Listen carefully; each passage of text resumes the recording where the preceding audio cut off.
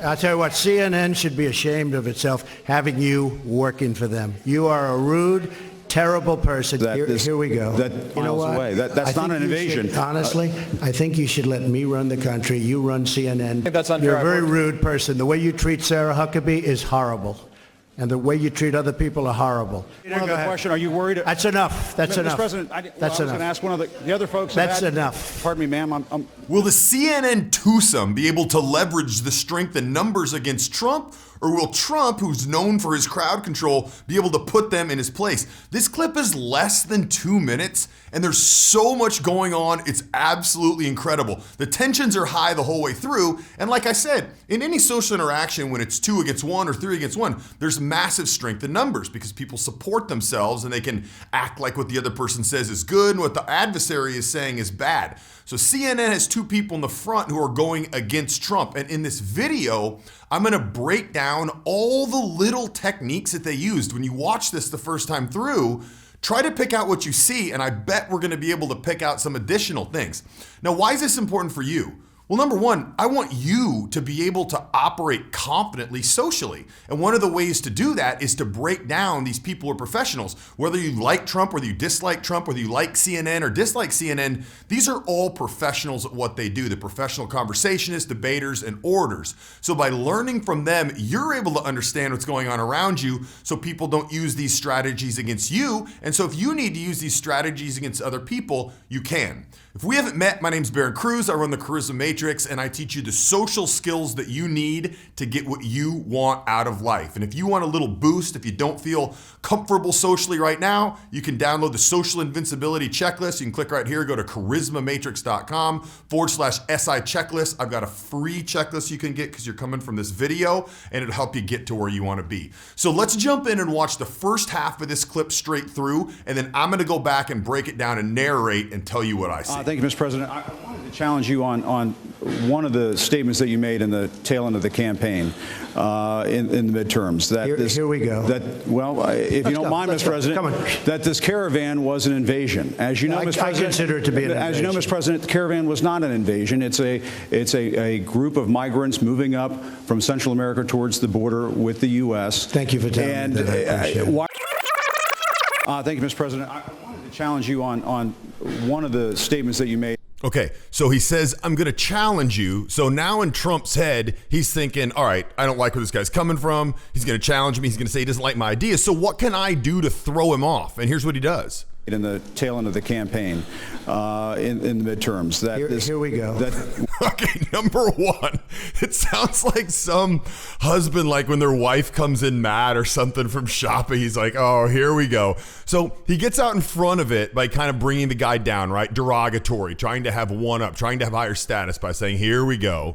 Well, if you don't mind, Mr. President, that this caravan... Then, did you notice, he gives no time for him to give an explanation. So he knows when he says, oh, okay, here we go, that the guy's going to be like, yeah, but this and this and this. Before he even has a chance to say anything, he says, come on, speed it up. Let's go. In the midterms. Here we go. If you don't mind, Mr. President, that this caravan was an invasion. As you know, Mr. President, I consider it to be an invasion. As you know, Mr. President, the caravan was not an invasion. It's a group of migrants moving up from Central America towards the border with the U.S. Thank you for telling me that. Okay, so there's another one. These are all schoolyard cracks, but you see when they're delivered correctly, they land pretty well. So he disagrees that the definition of invasion meets what they're talking about with the migrant caravan. And he says, well, this is the definition. And Trump says, thanks a lot for telling me that like I didn't know. Towards the border with the U.S. Thank you for telling me that. Why did you characterize it as such? So before he's even had a chance to get to his question, Trump has dressed this guy down on 3 different occasions. So now when he goes into his answer, he already has higher perceived social status than this other guy, and this other guy looks a bit like a dope. If you feel like, Trump was effective in what he was doing. Because I consider it an invasion. You and I have a difference of opinion. But do you think that you demonized immigrants in this election to try to keep... I want them to come into the country, but they have to come in legally. They have to come in, Jim, through a process. I want it to be a process, and I want people to come in. So he answered the question he wanted to be asked. So the question was, do you think you demonized migrants?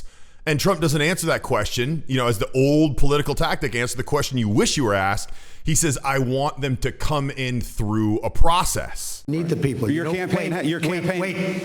You know why we need the people, don't you? Because we have hundreds of companies moving in. We need the people. Okay, so what did he do there? He accomplished two things in that one statement. Number one, he's pumping himself up, talking about, hey, all these companies are coming in. We need more employment. I'm doing a good job. I'm bringing business back to the United States. And number two, he's the educator. Do you know why we need more people in here? I'm going to teach you something. Here's why. So once again, he exerts higher status and then also kind of pumps himself up for what he's done with the economy and business. But your campaign had an ad showing migrants climbing over walls and so on. That's true. But they weren't actors. They're not going to be doing that. They weren't actors. Well, no, it's true. Do you think they were actors? They weren't actors. They didn't come from Hollywood. Right. These were people. This was an actual, it happened a few days ago. And they're hundreds of miles away, though. They're hundreds and hundreds of miles away. That's not an invasion. Honestly, I think you should let me run the country. You run CNN. All right. And if you did it well, your ratings would be much better. If I may ask one. Okay, so he had enough of this guy, and he just basically, you could see Trump's face just changed, and he said, why don't you let me run the country, and you run CNN, you're doing a poor job of it to try to end this. But this guy, he wasn't having it. He's going to keep fighting. Well, your ratings would be much better. If I may ask one other question, Mr. President, if I may ask one other question, are you worried? Who is this girl in the maroon? She is a trooper. Look at him trying to knock her arm. She tries 3 times to get the mic from this guy. I want to know who that lady is. She's unbelievable. Watch this. This is so great. If I may ask one other question, are you worried? That's enough. 1, 2, under the arm, 3 with the left hand. It's like a boxer doing the old jab cross. That is unbelievable. I didn't even notice that she goes 3 times, and look at her face. She's totally deadpan. This is the greatest. One other question, if I may ask on the. So here's the problem. Trump doesn't want to talk to this guy anymore, but he has no choice because watch, everybody dies down here when this guy continues to talk. Like the hands go down when he continues to duck this jab cross from this lady that comes across. See, everyone's going. They just kind of default to him. So now Trump has to address him just because the battle of attrition. That's enough. Mr. President, I had one other question, if I may ask, on the Russia investigation. Are you concerned that you may have? I'm not concerned about it. So what did he do there? He realizes he has to talk to him, and he starts to answer the question before he even asks the question. So he knows he's going to ask about Russia, doesn't know what exactly it's going to be, so he starts to answer and talks over him. And of course, Trump has the microphone, right? He has a microphone that's going to be louder than the one that they give reporters, so he's going to be able to talk over him a lot easier. Russia investigation, are you concerned that you may have? I'm not concerned about anything with the Russian investigation because it's a hoax. That's enough. Put down the mic. Mr. President, are you worried about indictments coming down in this investigation? And there she finally gets it. Look how she snatches it this last time. She comes from the perch. She's perched down. She sees her opportunity. She's gone. Straight to this next guy. Mr. President. That's incredible. I'll tell you what, CNN should be ashamed of itself having you working for them. You are a rude, terrible person. You shouldn't be working for CNN. Go ahead. Those are strong words. And now the other guy doesn't have a microphone either, so he can't even say anything back. So now he cues the next guy who he knows, I think he also works for CNN, don't quote me on that, but he doesn't like him. And so he cues the next guy, but as soon as he starts, watch what he does. I think that's unfair. You're a very rude person. The way you treat Sarah Huckabee is horrible. And the way you treat other people are horrible. You shouldn't treat people that way. Go ahead. Go ahead, Peter. Go ahead. In Jim's defense. Okay, another thing. So he cues up Peter for a second time, and then Peter starts for a second time, and then he talks over him again. Peter, go ahead. So Peter now is starting for the 3rd time, so he's already back on his heels. Traveled with. Go ahead, Peter. Go ahead.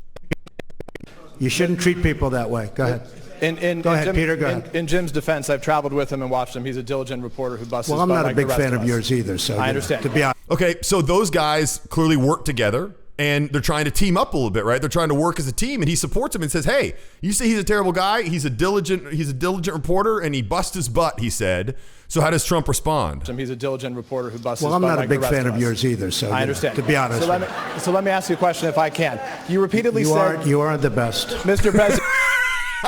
The thing is, Trump's timing is so funny because he waits for the person just to get started, but right before they make a point, and then talks over them. And it forces them to either continue not knowing if anyone actually got the point of what they're saying or to start over again. And so watch, what does Trump say? You're not the best. So let me ask you a question if I can. You repeatedly said... You aren't the best. Mr. President, you repeatedly, over the course of Okay, the... just sit down, please. Now, the original guy stands up again, and he's talking to Trump. He tells him to sit down. Once again, poor Peter's talked over again. He's like the sixth time. Well, when you report fake news, when you report fake news, which CNN does a lot, you are the enemy of the people. Go ahead. Mr. President, over the course of the last several days of the campaign, sir, at the end of the campaign, you repeatedly said that Americans need to fear Democrats. You said Democrats would unleash a wave of violent crime that endangers families everywhere. Why are you Because pitting they're very weak Americans? on crime. Why are Excuse you me. pitting Americans Peter. against one another, sir? Peter, what are you trying to be him? No, I'm just asking you a question. I love that. That's pretty good. What are you trying to be, him? So slapping him saying, this first guy was acting a fool. What are you trying to be, him? One another, sir. Peter, what are you trying to be him? No, I'm Peter, just asking the question. Let me just tell you. Very simple. Because they're very weak on crime. That was an incredible battle of attrition, and that girl coming in, trying 3 times for the microphone is unbelievable. That was an unexpected little perk of the video. Who do you think won? Let me know in the comments below. Do you have a video like this that you want me to break down? It's actually a buddy of mine that sent me this video. Send it to me on Instagram. Go to my Instagram, Charisma Matrix. Just post the video link underneath the most recent comment. That's where I get a lot of my best ideas is from fans and subscribers of the channel. Also, if you have a question for me, you can post a question on Instagram too. I've got a podcast called The Charisma Matrix Social Secrets that you can go to, and every podcast I start out by answering a question or two of yours, which is really helpful to people because, as there are broad strokes in social skills, there's also some very specific situations and scenarios that need specific answers pertaining to the specific information within those situations. So if you have a question, something going on in your life, feel free to let me know on the Instagram page. Now, have you seen either of these videos right here? If not, highly suggest you click there now to watch them, and I'll talk to you there.